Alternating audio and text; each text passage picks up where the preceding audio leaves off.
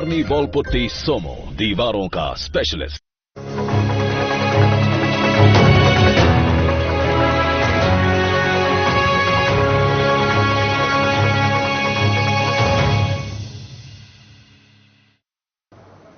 नमस्कार, बहुत बहुत स्वागत है मध्य प्रदेश छत्तीसगढ़ के हमारे इस खास बुलेटिन में। मैं हूं आपके साथ दिव्या सिंह। खबरों की शुरुआत करेंगे, लेकिन उससे पहले नजर डाल लेते हैं इस वक्त की सुर्खियों पर। पंखांजोर में किसान मोर्चा ने किया धरना प्रदर्शन, सरकार से की मुआवजे की मांग, किसानों के समर्थन में आए बीजेपी कार्यकर्ता।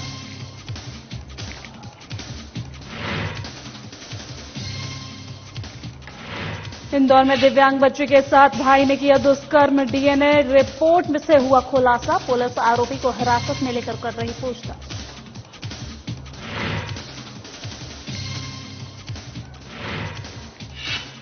बड़नगर में ठेकेदार ने किया करोड़ों का उत्खनन, एसडीएम पर खड़े हुए कई सवाल, मामले की जांच के लिए गठित की जाएगी टीम।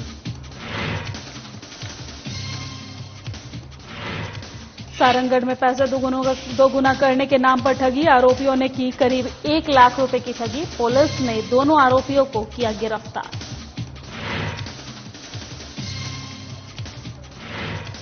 जगदलपुर में अष्टम प्रहर संकीर्तन का किया गया आयोजन, विधायक ने शामिल होकर की पूजा अर्चना, मौके पर तमाम वरिष्ठ लोग रहे मौजूद।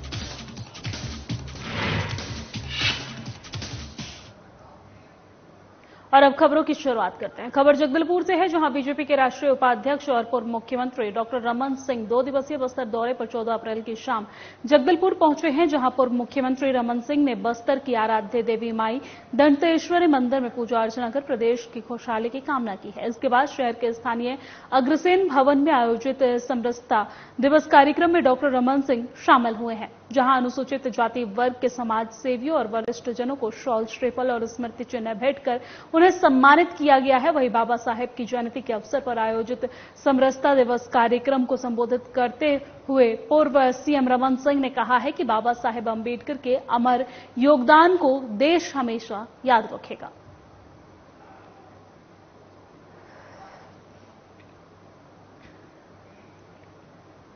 और अब खबर पंखांजोर से है, जहां के कापसे दुर्गा मंदिर परिसर के सामने किसान मोर्चा की तरफ से 1 दिवसीय धरना प्रदर्शन किया गया है। वहीं उपस्थित लोगों में कांग्रेस सरकार के प्रति भारी आक्रोश भी देखा गया है। आपको बता दें कि परलकोट क्षेत्र के कुल 301 गांवों में बेमौसम बारिश, आंधी, तूफान, ओले पड़े हैं, जिससे किसानों को भारी नुकसान हुआ है और जिसको लेकर किसानों ने उचित मुआवजा की मांग भी की है, और जिस पर पटवारी की तरफ से सर्वे की गई है, और लेकिन किसान इससे असंतुष्ट दिख रहे हैं, जिनके समर्थन में बीजेपी के कार्यकर्ता भी सामने आए हैं और इस लड़ाई में किसानों के साथ रहने की बात उन्होंने कही है। मक्का गिर के भारी नुकसान हुआ और करीब 1 महीना होने जा रहा है, और इस सरकार को कान में जू भी नहीं लग रहा है कि इस किसानों को जो मुआवजा बनता है उस मुआवजा को दे। आज तक सरकार के द्वारा इनके मुआवजा प्रकरण भी प्रस्तुत नहीं किया है और ताल मोल करके घुमा रहा है। कभी बोलते पटवारी कम है, कभी बोलते आरआई कम है। तो इसके विरोध में किसानों को जल्द से जल्द उनको मुआवजा मिले और 100% किसानों को मुआवजा मिले।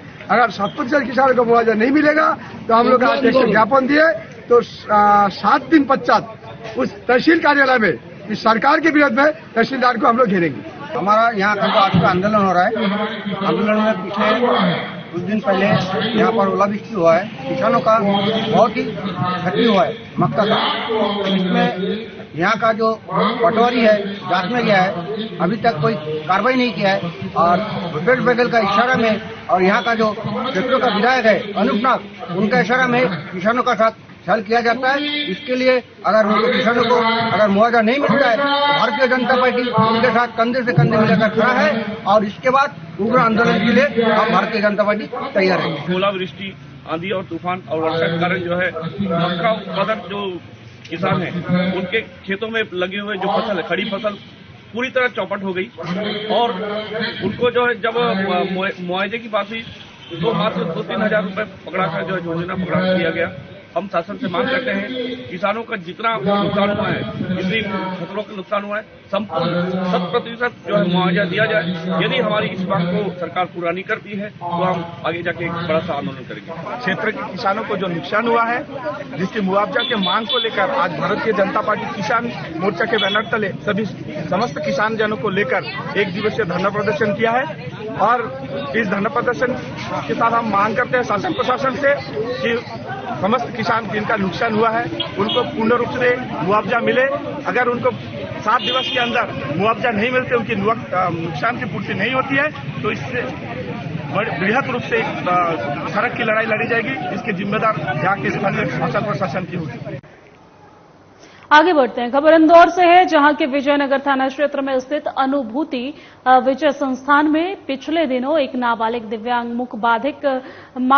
मुखबधिर बच्चे के साथ दुष्कर्म की घटना सामने आई थी, जहां जांच पड़ताल के दौरान नाबालिग दिव्यांग मुखबधिर गर्भवती भी मिली है, जिसके बाद कोर्ट के आदेश पर उसका गर्भपात करवाया गया है और गर्भपात का डीएनए सैंपल लिया गया है। और उसके बाद बच्ची के आसपास रहने वाले तकरीबन 70 लोगों के पुलिस ने बयान लिए हैं और इस दौरान 70 लोगों के बयानों में तकरीबन 11 लोग संदिग्ध नजर आए हैं और उन 11 लोगों का डीएनए लिया गया है और उसके बाद डीएनए सैंपल को मैच करने के लिए संबंधित लैब में भेजा गया है। वहां से डीएनए रिपोर्ट जब आई तो इस पूरे मामले में चौंकाने वाला खुलासा हुआ है, जिसमें नाबालिग दिव्यांग बच्ची के साथ उसी के भाई ने दुष्कर्म की घटना को अंजाम दिया था। और इस पूरे मामले में पुलिस ने काफी बारीकी से जांच पड़ताल करते हुए भाई को डीएनए रिपोर्ट के आधार पर हिरासत में लेकर पूरे मामले की जांच पड़ताल शुरू कर दी है। फिलहाल पुलिस आरोपी से पूछताछ कर रही है। देखिए, 9 फरवरी 2023 को अनुभूति सेवा संस्थान में एक बच्ची थी, उसकी मां द्वारा एक रिपोर्ट लिखाई गई थी कि उसकी बच्ची के साथ में कुछ गलत कार्य किया है, जिसके कारण वो बच्ची जो है वो प्रेग्नेंट हो गई है। और पुलिस ने चूंकि मामला बहुत ही गंभीर था, बच्ची जो है मानसिक रूप से विकृत थी और बोल भी नहीं पा रही थी, लेकिन पुलिस ने जो भी अपना इन्वेस्टिगेशन किया उसमें 8 लोगों का पुलिस ने डीएनए प्रोफाइलिंग की थी और उनमें से हमने सभी का जो डीएनए लैब भेजा था सैंपल, और वहां पर आज रिपोर्ट प्राप्त हुई है और उसमें एक जो संदेही में से एक संदेही था, उसके साथ में वो रिपोर्ट पॉजिटिव आई है। उसको पुलिस ने गिरफ्तार करने के लिए उसको लाई है, उससे पूछताछ चल रही है, उसको कल अदालत पेश किया जाएगा।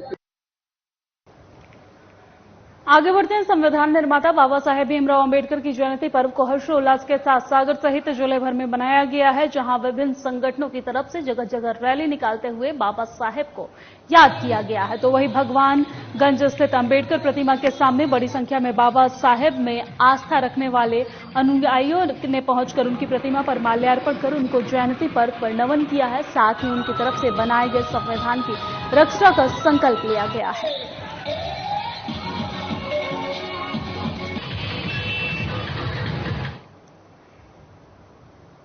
और अब खबर राजगढ़ से है, जहां जिला मुख्यालय के पुराने बस स्टैंड से शुरू हुए चल समारोह का नगर के अलग अलग स्थानों पर समाज सेवियों ने स्वागत किया है।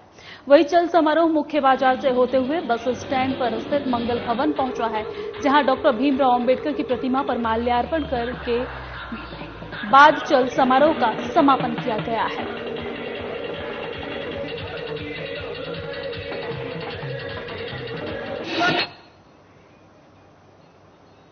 और देश में पहली बार मध्य प्रदेश सरकार ने 154 कैदियों को बाबा साहब भीमराव अंबेडकर की जयंती पर जेल से सजा माफ कर रिहा कर दिया है, जिसमें इंदौर के सेंट्रल जेल से 20 कैदियों को रिहा किया गया है। और आपको बता दें कि इसमें 20 बंदी आजीवन कारावास की सजा काट रहे थे और इसके साथ ही उन कैदियों ने जो भी सजा के दौरान जेल के अंदर काम किया है उसका पैसा भी सभी को दिया गया है। जानकारी के मुताबिक इन सभी 20 कैदियों ने काम करके करीब 5 लाख रुपए कमाए थे, जो सभी को बांटे गए हैं। आज बाबा साहब अम्बेडकर की जयंती पर हम सब की तरफ से भी उनको सादर नमन है। और आज पहली बार ऐसा हुआ है कि मध्य प्रदेश शासन द्वारा ये निर्णय लिया गया कि बाबा साहब की जयंती के उपलक्ष्य में, उनके जन्म दिवस के उपलक्ष्य में मध्य प्रदेश में जो आजीवन कारावास के बंदी हैं उनको राज्य शासन की माफी प्राप्त करके उन्हें आज रिहा किया जा रहा है। पूरे मध्य प्रदेश में 154 बंदी आज रिहा होंगे, जिसमें 5 महिलाएं भी हैं। और केंद्रीय जेल इंदौर से 21 बंदी रिहा होंगे, जिसमें 20 पुरुष और 1 महिला है। आगे बढ़ते हैं। बड़नगर के ग्राम बलेडी में उज्जैन बदनावर 4 लेन पर ठेकेदार की तरफ से करोड़ों रुपए का अवैध उत्खनन किया गया है।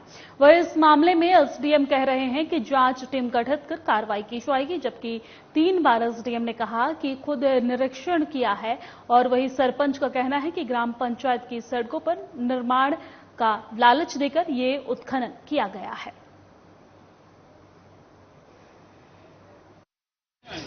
संबंध में मौके में जो है ना तहसीलदार को भी जांच के लिए भेजा गया था, तो वो वहाँ पे ग्रामवासियों द्वारा ये बताया जा रहा था कि उनको रास्ते रास्ते का कुछ इशू आ रहा था, क्योंकि उन्होंने जो खनन किया था तो उसमें रास्ते के उनका जैसे रास्ता चला रहा था तो जो है कुछ हो गया था, तो नष्ट हो गया था। तो इस संबंध में जो ग्रामकर्ता थे उन लोगों को निर्देशित किया गया कि ग्रामवासियों की जो रास्ते की विषय है उसको हल करें एवं जो लोगों की जांच के लिए बोला गया है कि अगर अवैध मौका मुआयना करें। और छत्तीसगढ़ के सारंगगढ़ बिलाईगढ़ जिले में ठगी का अनोखा मामला सामने आया है, जहां आरोपियों की तरफ से एक गिफ्ट में काले कलर के कागजों को नोटों के आकार पर काटकर गिफ्ट पर पैक करके उस कागज के टुकड़ों को पैसा बताकर प्रार्थी से ठगी की गई है और पीड़ित को 1 लाख रुपए देकर पैसा दोगुना हो जाने का झांसा दिया गया है। आपको बता दें कि पहले पीड़ित ने आरोपी को 1 लाख रुपए दिए थे ताकि वो डबल हो जाएंगे, लेकिन जब वो प्रार्थी ने वो पैसा मांगा तो आरोपी ने उसके साथ ठगी कर दी। और आपको बता दें कि जब घर जाकर गिफ्ट खोलकर देखा तो वह दंग रह गया कि पैसे के स्थान पर कागज के टुकड़े मिले हैं, जिसके बाद प्रार्थी ने सरसीवा थाने में पहुंचकर पूरे मामले की जानकारी दी है, जिस पर 2 आरोपियों को गिरफ्तार कर लिया गया है और आगे की कार्रवाई की जा रही है। सारंगगढ़ बिलाईगढ़ जिले के थाना सरसीवा में जो टाटा बिलासपुर ग्राम है, वहाँ के डायस कुमार महिलाने ने एक रिपोर्ट दर्ज कराया था कि उन्होंने सुरेश लहरे और उसके एक अन्य साथी को 1 लाख रुपए दिए थे और वापस करते समय उसने सर्वप्रथम जो 25,000 दिए थे उसे गिफ्ट के पैक करके दिया था और वो कागज का बंडल था। इसी तारतम्य में जब वो दूसरे पैसे लेने के लिए जब वो बुलाया और उसे भी 1 लाख रुपए के जो बंडल के तौर पे काले कागज के नोट थमाए गए थे, इस प्रकार से उसके साथ ठगी की गई थी।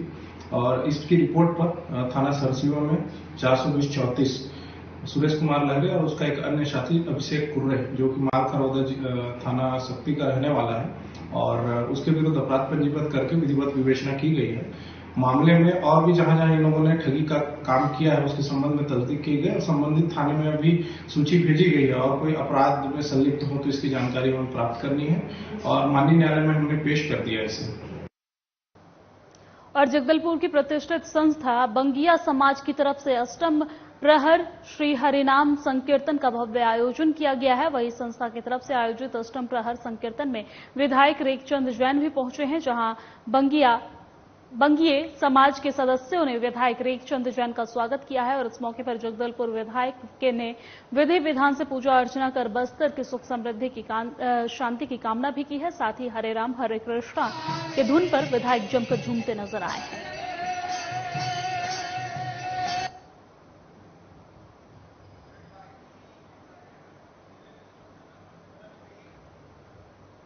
और अब खबर जगदलपुर से है, जहां कायाकल्प योजना वर्ष 2022-23 के अंतर्गत 13 अप्रैल को मुख्यमंत्री भूपेश बघेल और स्वास्थ्य मंत्री टीएस सिंहदेव की उपस्थिति में पुरस्कार समारोह रायपुर में आयोजित किया गया है, जिसमें जगदलपुर स्थित शासकीय महारानी अस्पताल जगदलपुर को प्रथम स्थान से सम्मानित किया गया है। वही योजना के अंतर्गत कुल 8 थीमेस्टिक एरिया में अस्पताल का मूल्यांकन राज्य स्तरीय दल की तरफ से किया गया था।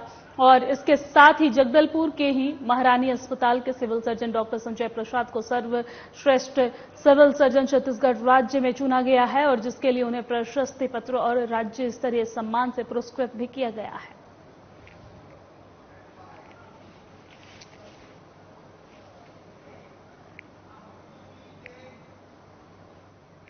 और अब खबर रायपुर से है, जहां संसदीय सचिव और विधायक विकास उपाध्याय अपने विधानसभा क्षेत्र में विकास कार्यों के साथ साथ सामाजिक संस्थाओं की मांग को भी ध्यान में रख रहे हैं। और इसी कड़ी में उन्होंने 2 सामाजिक भवनों का भूमि पूजन कर समाज के लोगों को सौगातें प्रदान की है। विधायक विकास उपाध्याय ने राजपूत छात्रावास भवन के लिए स्वीकृत हॉल निर्माण कार्यों का भूमि पूजन किया है और आपको बता दें कि इस दौरान तमाम वरिष्ठ लोग मौजूद रहे हैं।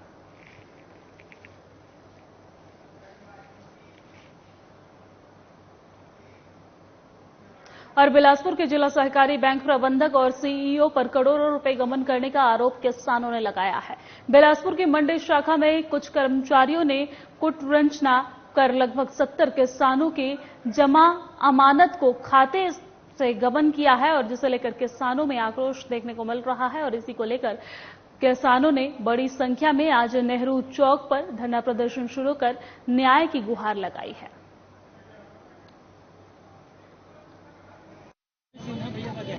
जो हमारे क्या बोलते कोऑपरेटिव में खाता है जहाँ धान खरीद बिक्री करते हैं हम लोग, वहाँ से हमारा पैसा पूरा चोरी हो गया है और कौन निकाला है इसको हमको कोई पता नहीं है। वो बोल रहा है कि खुशबू निकाली है, खुशबू नहीं निकाली है। पूरा ब्रांच मैनेजर से लेके सब मिले हुए हैं। इसको पूरा हमको विधि विधान से यानी सभी जगह मंत्री से लेके मुख्यमंत्री तक हम लोग इसको शिकायत कर चुके हैं। आज पूरा किसान रोड पे आ गए हैं। हम लोगों को इसमें अपने दुख को क्या बताने में भी हमको संकोच हो रहा है कि हमारा पैसा तत्काल दे, अन्यथा हमको लीगल अनलीगल जो भी है हमको कुछ भी करना पड़ेगा, हम करने के लिए तैयार हैं। खुद का कितना पैसा है? 5 लाख कुछ रुपए। कितने दिन से फंसा हुआ है? अब 5 महीने से हम लोग इसको। बैंक क्या जवाब दे रही है आपको? हाँ, बैंक तो बोल रहा है कि 1 से 2 दिन के अंदर मिल जाएगा, क्योंकि हम पहले आश्वासन दिया था और आज हमको 5 महीने हो गया। FIR कराया किसी? हाँ, FIR हुआ है? हाँ हुआ है ना। आज से 5 माह पूर्व जिला सहकारी बैंक के मंडी शाखा में कुछ कर्मचारियों के मिलीभगत से लगभग 70 किसानों के करोड़ों रुपये का राशि जो है गबन कर लिया गया। किसानों को जानकारी होने के पश्चात जो है उनकी गाढ़ी कमाई, किसी ने चना बेच करके, किसी ने मुर्रा बेच करके, किसी ने धान बेच करके, किसी ने अपने परिवार का जीविकोपार्जन का जो बचा पैसा है उसको बचा करके गाढ़ी मेहनत की कमाई को जिला सहकारी बैंक के मंडी शाखा में जमा किए थे और वहां के कर्मचारियों द्वारा उसका गबन कर लिया गया। 5 माह में किसानों के द्वारा और भारतीय किसान संघ के द्वारा बैंक प्रबंधन से लेकर जिला प्रशासन और जिला प्रशासन से लेकर के इस प्रदेश के मंत्री और मुख्यमंत्री तक ज्ञापन देने की प्रक्रिया करते करते आज जो है किसान थक चुका है। और अब खबर गरियाबंद से है, जहां के एक चीतल का शिकार करने का मामला सामने आया है। आपको बता दें कि इस मामले में गांव के 4 ग्रामीणों के ऊपर चीतल के शिकार करने का आरोप लगा है। मुखबिर की सूचना पर वन विभाग अधिकारियों ने पहुंचकर चारों आरोपियों को पकड़ा है और चीतल के शव को डॉक्टरों के द्वारा पोस्टमार्टम करवाकर वन विभाग के आला अधिकारियों की उपस्थिति में चीतल के शव का दाह संस्कार किया गया है। वहीं चारों ग्रामीणों को वन्य जीव प्राणी अधिनियम के अंतर्गत रिमांड पर लिया गया है।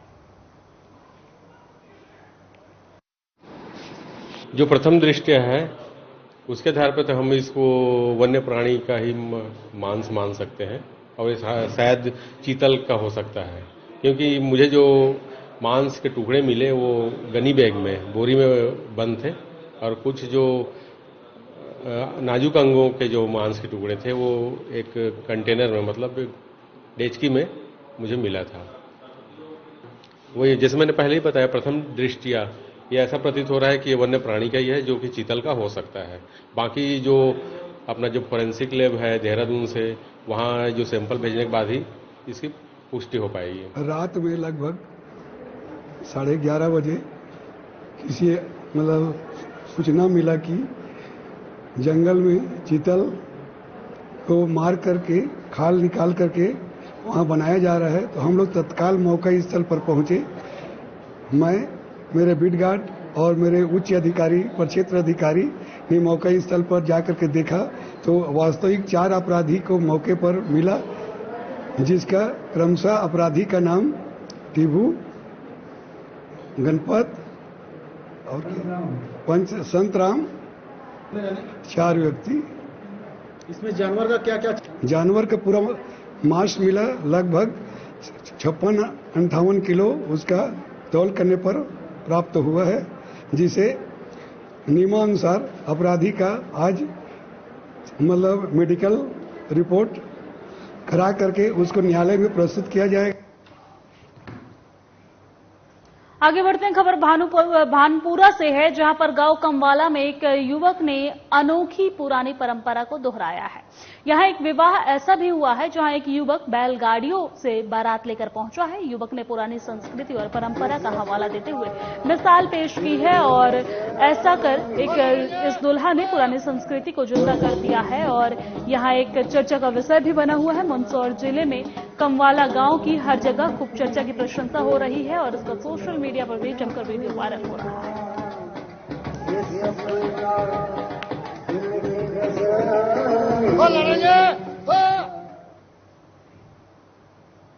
और ओडिशा नृत्य के प्रख्यात गुरु डॉक्टर गजेंद्र पांडा का सारंगगढ़ में आगमन हुआ है। इस दौरान सारंगगढ़ की प्रख्यात नृत्यांगना आर्या नंदे ने अपने नन्हे शिष्यों के साथ गुरु का भव्य स्वागत किया है और उसके बाद आर्या इनकी कई नन्हे शिष्यों ने गुरु गजेंद्र से नृत्य के कुछ नए गुण सीखे हैं। वहीं गुरु गजेंद्र पांडा ने प्रेस वार्ता करते हुए बताया है कि उनकी रुचि बचपन से ही धार्मिक कार्यों और धार्मिक स्थलों पर जाने में थी और महाप्रभु जगन्नाथ स्वामी की कृपा से उन्हें ओडिशा नृत्य के प्रख्यात गुरु का सानिध्य प्राप्त हुआ है, जो कि ओडिसी नृत्य विधा को देश विदेश में फैलाने के लिए विशेष प्रयासरत हैं। और इसके लिए उन्होंने नृत्य की एक विशेष विधा त्रिधारा का आविष्कार किया है, जिससे आज पूरे भारतवर्ष में भी ओडिसी नृत्य की विशेष मांग है।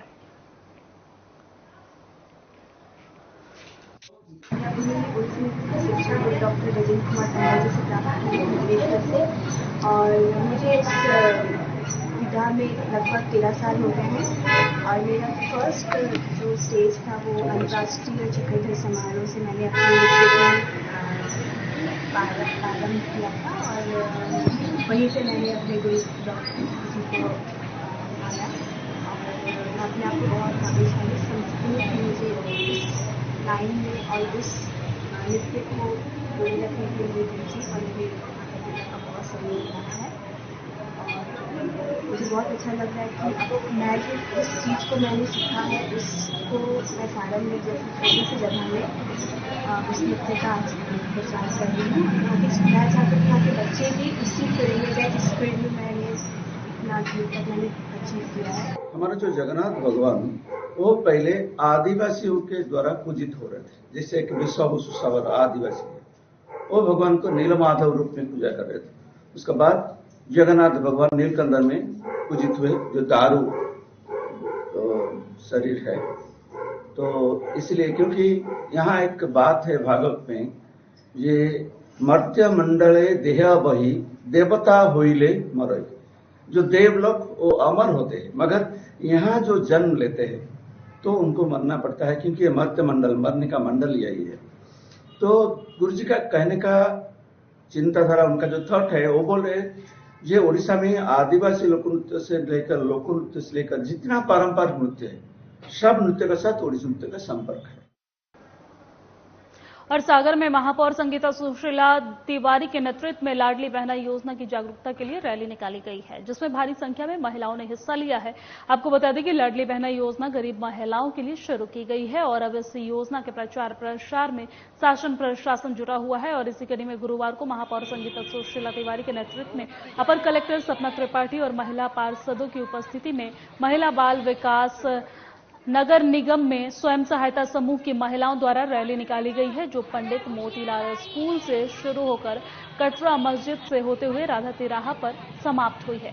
इस अवसर पर महापौर संगीता सुशीला तिवारी ने कहा है कि प्रदेश सरकार सभी के कल्याण के लिए सतत प्रयत्नशील है। सीएम शिवराज सिंह चौहान ने महिलाओं के कल्याण और उनके आत्मनिर्भर बनाने के लिए लाडली बहना योजना शुरू की है।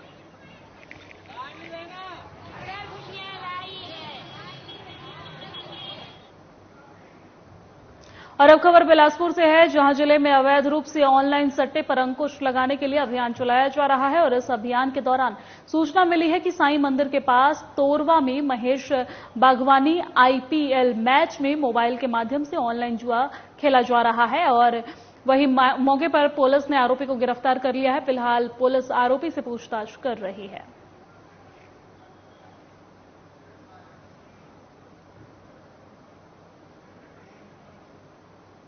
और अब खबर इंदौर से है, जहां विजयनगर थाना इलाके के शीतल नगर में मौजूद होटल लिली में भीषण आग लग गई है। सूचना मिलते ही दमकल की टीम मौके पर पहुंची है और होटल में मौजूद स्टाफ और अन्य लोगों को बाहर कराया है। आग लगने के बाद होटल में अफरा तफरी मच गई है। बड़ी मशक्कत के बाद दमकल की टीम ने आग पर काबू पाया।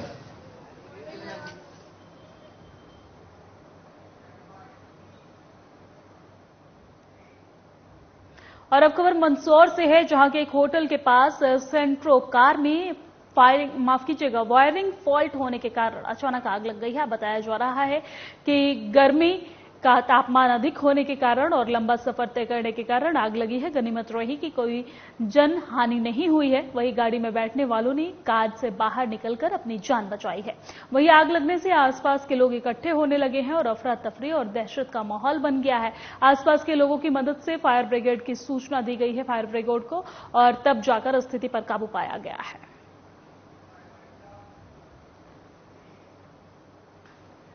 और मेरे साथ मध्य प्रदेश छत्तीसगढ़ की खबरों में फिलहाल इतना ही। मुझे दीजिए इजाजत। नमस्कार।